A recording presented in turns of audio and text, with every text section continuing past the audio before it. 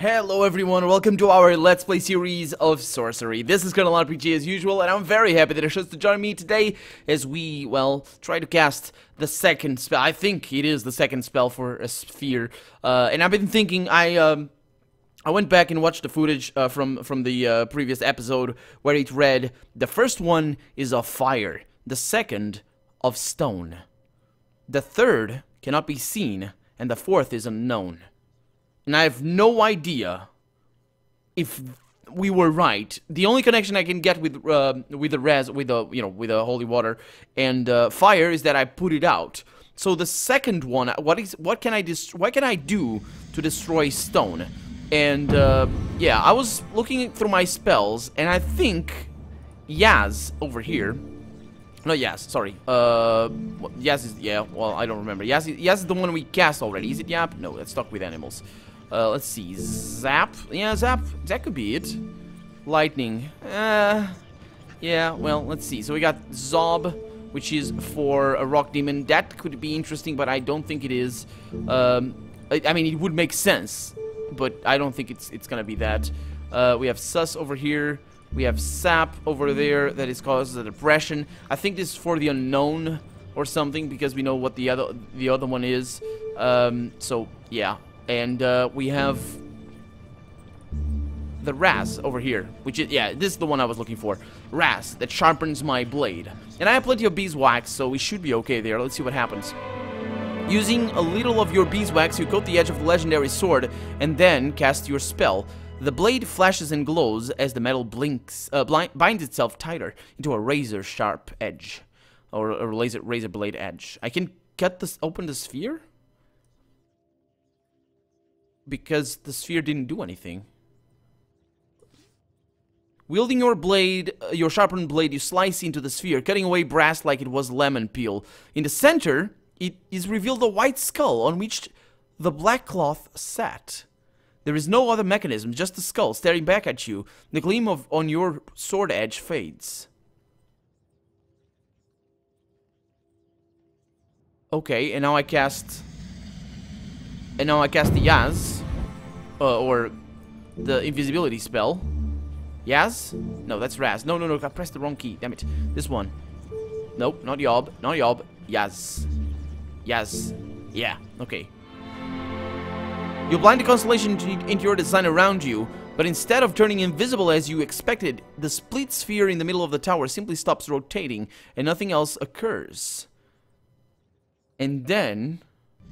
Oh, wait a minute. He's like a... Can I cast the tell? No. Because the last one is unknown. Which means that... The rap. The rap would be an interesting one. I can't cast that though. No. What's the one? Depression. Yeah. Yeah, the depression. Right? Right? That's a giant. Damn it. I can figure out my spells. I'm terrible at this. I apologize. Sob. No, it's not a cat. It's like you sob when you're depressed, right? Man, what are these? Before I was hearing these voices, let's see if this is the one. You cast the enchantment. The sphere appears to spin a little more slowly, but nothing results. Well, I have no idea what happened. I have no idea if I did right. I just have no idea. I'm kind of lost in here, guys. So there's no passage out from that tower over there, which means I can jump over through there because, well, now I can. So I need to find a way to open this. You hear this? I need to find a way to open this. What is that? What is... It's clouds. I think I might have screwed up hard, but because well,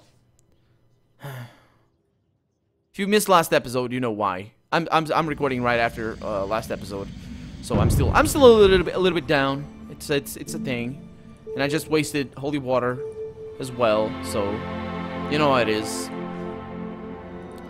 And now I know which door it is. Let's go through here, not go through that one because apparently it doesn't have an exit or something. I don't know. And then through here. And then into the junction, and yes, it's a terrible place of death and all that. Don't drop anything into the water. It's a terrible place. Get out of there. And then through This one I didn't want to go in because yeah, I was gonna get lost. Really didn't want to do that, but it might be the key for this thing. What was that sound? Oh, the things, the guys. Okay, so I'm just gonna need to cast spells here. I'm gonna strike the shield first. You draw your legendary sword and strike the shield only for the blade to bounce carelessly away. It appears the tower is quite impressive.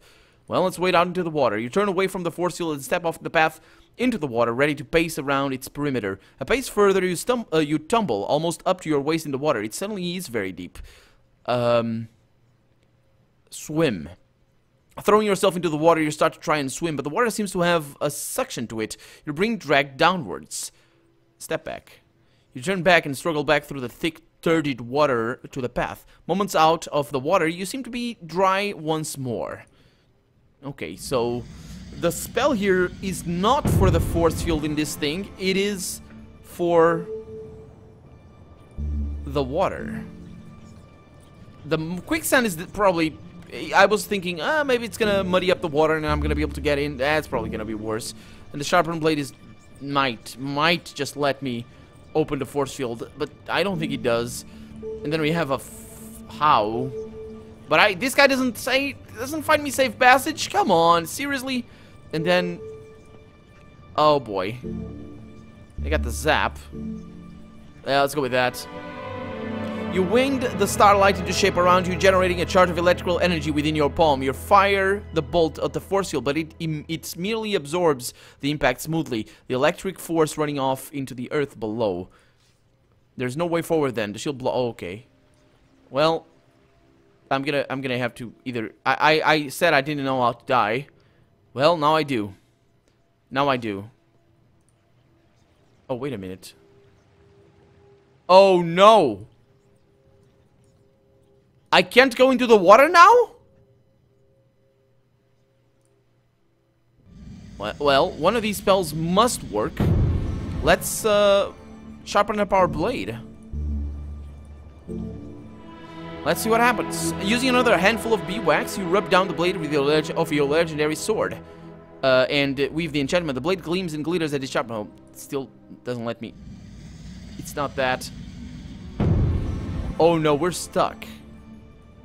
We're stuck. Hot is definitely not gonna work. It's gonna burn me or something. How? Let's go with the how again. I'm gonna need to reload, to rewind. Cannot be both. Well, thank you very much. Holy crap. I need to go forward, not back. Oh my god. Let's go with the mud here. I mean, let's go with that. Oh! I didn't know that! Now I do! Now I do. Consulting the stars, you bind the magic scattering sand around the base of the tower, but no whirlpool forms. Rather, the force field begins to shimmer, and then to steam and stone, and finally disappears. The tower is now open for you to explore. A counterspell then. So the spell of the whirlwind is negated by that of a force field. Well, now I know. There is nothing now to... nothing to stop you going inside the tower. What was it that was being so fiercely protected? Yeah, indeed. Hopefully all the treasure that I need. Also food. And treasure. And my objective. Well, I will say that we didn't lose anything that we wanted. So let's go with that.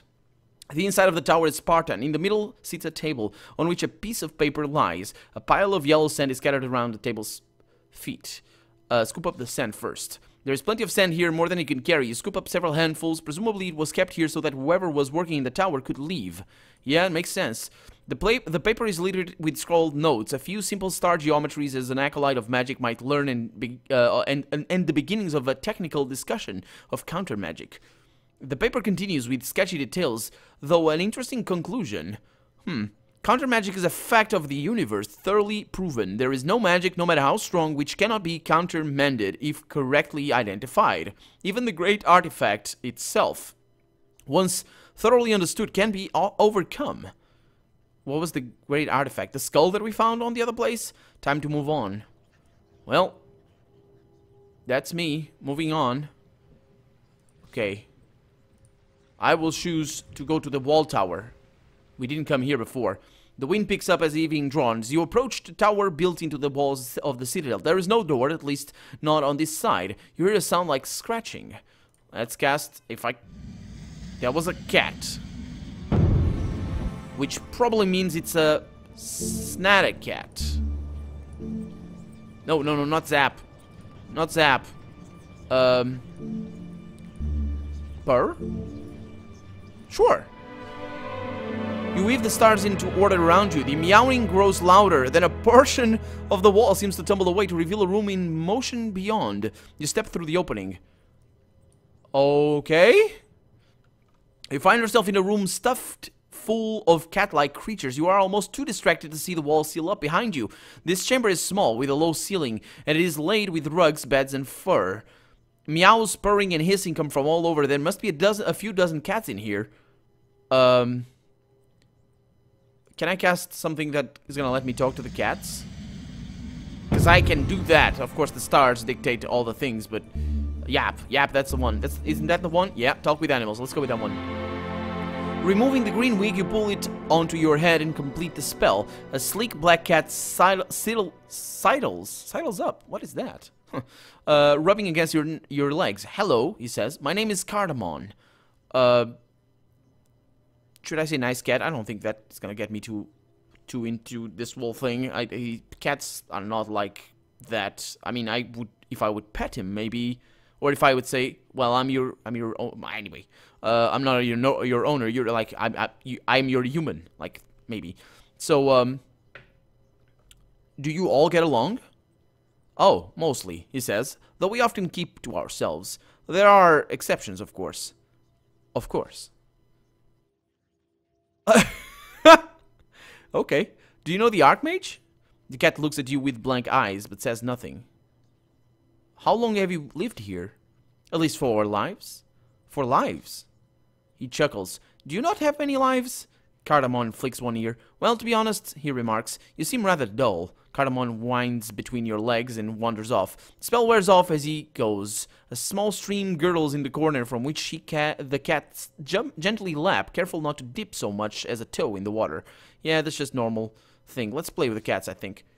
Did I take damage there? You spend some time playing with the cats. It is a rather refreshing experience. I'm gonna pet one, though. Can I? I mean, I would just play with them. You bend down and scratch a playful tabby behind the ears. You watch one athletic-looking tabby pounce on a mouse, which turns to smoke as it is caught. Oh. Look at the outer wall. The wall through which you entered has shimmed back into visibility, but you notice that the cats are able to pass in and out quite freely. If you accompany one, you might be able to make it through. Okay. The cats clearly have an unhappy existence here, so you decide to liberate one and pick a tabby cat. But on contact, the beast transforms from a delicate, tender friend into a frenetic ball of claws and angry fur.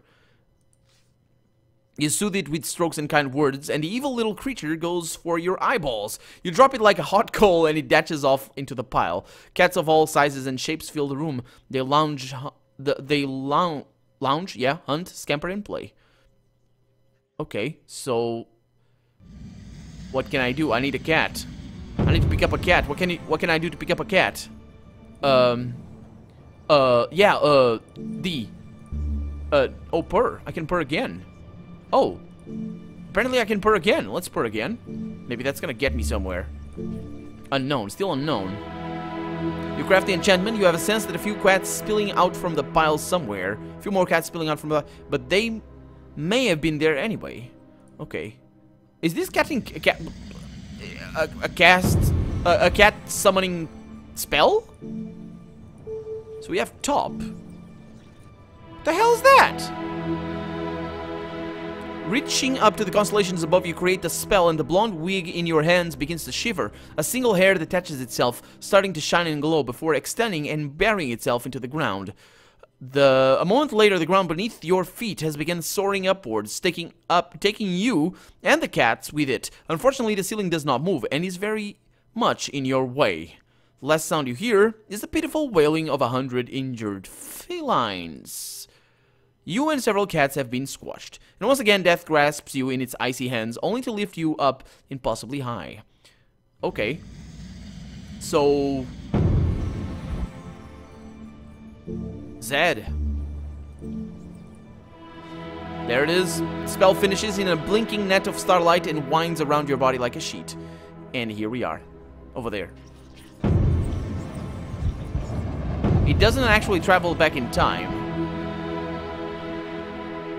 Let's move quickly away. So the good thing about this is that we can just go back over there and then come back, because before we cross the Sleepless Ram, we should be total. Oh, sorry about that.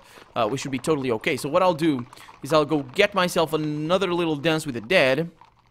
Move on, just move on, and then I'll come back, and hopefully during nighttime, which probably is gonna be that's gonna be the case. Oh, that sand right there, quite crucial, huh? How many charges do I have? Sand. So handfuls of stone dust, potions of water. 6 quantities. That's okay. Okay, so I go to the path. It's gonna save me something. I'm not gonna look at anything. I'm just gonna go dance with the dead. All I need to do is just dance once. Actually, it's... Yeah, let's move on. It's quite... It was quite... I have a reason why I did what I did. So... I can watch the dance. So I wanted to see what that was. And then I kind of knew that if I danced along, that... It would be my death, but the game doesn't actually. I think it will be your death. You'll dance here forever if you don't struggle enough. So basically, I thought that, well, the game isn't telling me that this is gonna be deadly, so I'm just gonna dance along, and there it is. It gives you. Oh, this time, I think I lost different amounts of stamina or something, or maybe I. No. This is correct. Yeah. So basically, this brings me back to the correct amount of stamina. Yeah. So you simply cannot join without a partner. I'm gonna look for a partner. You know, just the game isn't telling me that's terrible. So I'm gonna force them apart, which isn't exactly what I did the first time around. So yeah, and then this is where the game first gives me, in the very first moment when the game first gives me the instruction to go away. So rather daringly, I should say, I decided to keep dancing. You keep dancing. Letting go no longer seems like a possibility. So, I decided... Oh, I knew that it wasn't gonna work. I still hadn't fought away, so I'm just gonna continue dancing. And there it is, that's my stamina. So I gained some stamina before, but this is the proper stamina, the proper one that you get. And now that I have got my objective here... It wasn't my objective the first time around, but it seemed like a reward, so I'm just gonna... Step, turn, and step. Wait a minute. The first one. An escape. Yeah, that one. Okay, so the idea here was I had to decide one, and I defaulted for the first one. I think that was partly the idea. The other one was also the step, turn, and step. It sounded like a better, like weird sort of maneuver, which ended up being the correct one, and back away. And there it is. That's our stamp. That's my reasoning right there. If you were wondering why I got so lucky, well, I think that might not be just the only way, but it is one way of doing it. And the reason why I'm back here, by the way, is because you gain health from being here. So you just do your things, and there it is. Sit down, do your thing. You can't control, at least not that we could before. So just try to do these things, and now you can leave. Or did I pray for aid? I did, didn't I? There it is. And now we can leave. There it is. Although, probably shouldn't have done that because we could have prayed for aid anyway. But anyway, we're out of here. Didn't really accomplish much. Actually, we did. We destroyed everything we owned, but now it's nighttime and we can go into the city and... Oh, I can't. Well, I want to go. I want to go to the city! You continue along. The moon... Yeah, I'm not going to sleep tonight. The side street right there. That's the one. So let's see. You skulk down a narrow street lined by low warehouses. You catch the scent of grain as you pass one. Well, let's go in there and see what happens. You slip into a warehouse. Inside plenty of empty space, some of it lined with straw. The interior is quiet and dark. You search around in the straw to see if anything has been left behind from the last time this place was stocked. And in one corner you find a black face mask. What a stroke of luck! You head from the door once more. Well, that was indeed a stroke of luck. I think I needed that on that room without doors. That's all I needed. But, well... You make your way along the quiet, debris-strewn alleyway. There is nothing here but silence and the faintest smell of death. The night air is cold. The buildings here are clearly inhabited, used only by Mampang's lowest strata of society. These are people without hope. Suddenly, a door bursts open next to you. A woman springs out of it, then slams it closed. Leaning against it, she takes a series of heaving breaths. She's dressed in a loose cloth shirt, with a bandana tied across her forehead. A notched cutlass hangs from her belt. She looks at you after catching her breath. "Can I help you?" she asks. Can I help you?" "Seems unlikely," she says. "I just emerged from a small disagreement with some goblins. Nothing to worry about, really. The name is Rani, by the way." What disagreement?" "The goblins and I were just discussing certain irregularities in their finances." "Well, goblins don't keep finances." "These ones don't keep them, no," she replies, with a grin. "Not a coin. I ran circles around the silly creatures and robbed them blind." "Why?" "You mean other than for the money? Do you actually want to know?" "Yeah. I'm a pirate," she begins. Or was shipwrecked off the southern coast after tangling with a Pontopidon or some such. My stupid captain decided to hug the coast until he found port, but there would be no bounty in that, so I struck off for Mampang. "Well, robbing goblins cannot be very profitable," you say. "Yeah, watch your tone," she snaps. "I did not rob them for their paltry gold. I'm going to sneak into the Archmage's vault and steal his greatest treasure, enough to let me buy a ship of my own, or a whole island." "Oh, what treasure?" you ask. Despite her hostility, Rani grins. "You simpleton, I'm going to steal the Crown of Kings, of course." "Oh, I never heard of it." You lie. "Oh, I'm not surprised." "Brother... What? Brother," she replies. Oh, yeah, sorry, yeah.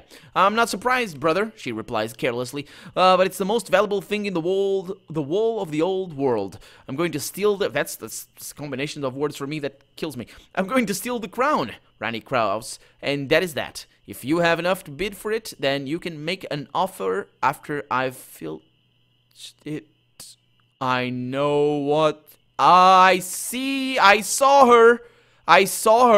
She's the woman. She's the figure in dark with a scimitar. She's a pirate, so she must have not scimitar, but the curved blade, right? That's what pirates have, because that's better for close quarter thing, and also it's good for cutting meat. But yeah, she's the one that I saw in my visions. "Where are the vaults?" you ask, wondering if she has any useful information. "Ah, well, that's something I know, but you don't. But they're in the city, sure enough." "The vaults must be protected." Rani giggles, nods, but says nothing more. "You must not take it." "Why is that? I'm 1,000 leagues from home, separated from my crew, and stand to gain the wealth of kings." "Well, the crown is dangerous." "So? That does not frighten me. Besides, I will quickly ransom it and let whoever pays worry about the danger." "But it will destroy the world." "Well, at least I will be rich," she shrugs. "But enough talk. If you want to stop me from getting the crown, you'd better show me your steel." "Yep. You are ready enough to oblige, but just as Rani is advancing on you, the nearby door bursts open. A group of goblins spill out, tripping over each other. "There she is!" One of them points at Rani. "And she has a friend!" The goblins charge forwards. You find yourself quickly surrounded.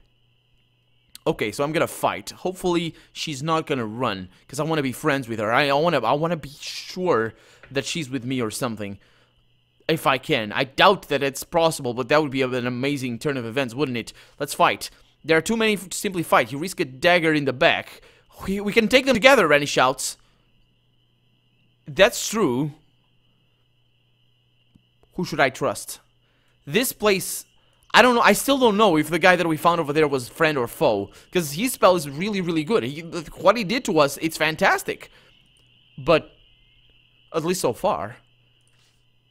You stand next to Rani, your rivalry put aside for now. Protecting each other, you manage to cut down several goblins safely. She's a superb fencer, and a vicious one at that.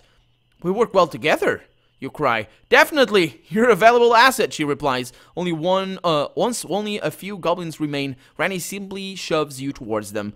One of them, surprised as you are, lashes out with a dagger, and you narrowly avoid having your throat cut. You struggle to your feet, taking a blow as you do so, and, yeah, I did, and hear Rani laughing as she flees. "Fool!" she cries, but you have more pressing matters to worry about as the goblin is attacking. Well, it's gonna be easy, because goblins are really, really easy. So I'm going for that little space over there. So that's gonna be, he's probably got a 6, so I'm gonna go with a 6.1. I think actually a 6 is a little bit too much. I'm gonna go with a 5.1, and of course I'm gonna take damage.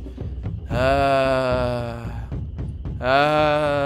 I will use all my tools right now. I don't even care. I didn't even read what he said. But yeah, it's gonna be fine. We shall be fine. We shall be fine. Damn it, this guy blocking my attacks and being all blocky and stuff. Yeah, that's what you get. That's what you get. A block to your most powerful attack, and now you get this. Oh, damn it! Ow, balls! Now this is not. Oh, balls, more balls. Okay, let's keep going at it. Usually doing this gets you where you need. So there we go. Try again. Okay, so fool, she cries. Okay, so that's, I don't know what the goblin is gonna do. I do know that he has 6, not 5. So that's the one I'm gonna. Are you serious, goblin? Are you really serious? The goblin rushes forward over the yard. You steady your footing and swing with a fast sweeping attack, aiming to catch the monster before it has found its footing. The goblin drops back, quivering in fear. The creature flexes its dagger in the air. It's gonna go for a small attack. I'm gonna go for a 4 here. There it is. Good enough. Chasing the creature, you jump forward and power your sword through towards its arm. The goblin's own medium stroke is no threat. The creature owls with pain as you jam your sword into its hide. It's gonna go for a defense. Oh, it didn't, but I was still pretty good. I wanted to play it safe right there. You keep up your attack on the creature. Keeping your weight back, you cut to one side. The goblin's own feeble cutting sweep is easily turned away. The goblin is weakening. The goblin tracks you nervously. Oh, damn it. Okay, I can't do anything here, so I'm gonna take a little bit of damage there.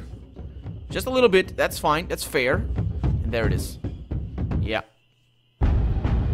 So moving on backwards, you cut across the goblin's body. You have defeated the goblin with a decent duel. Sure. The goblins are now in disarray. The survivors have retreated, but in the confusion, Rani has disappeared. The wily pirate has slipped away and is determined to steal the Crown of Kings for herself. So the Archmage has the Crown of Kings. He's using it to control her, because that's what we saw. You turn to return down the street. So I think we found this because it's the middle of the night. Otherwise, or actually it might be just because it's almost morning. But it's also almost the end of the episodes because we're out of time. So I'm Colonel RPG, and this has been Sorcery. I really hope you've enjoyed it, and if you did, go ahead and leave a comment, like the video, but above all, thank you so much for...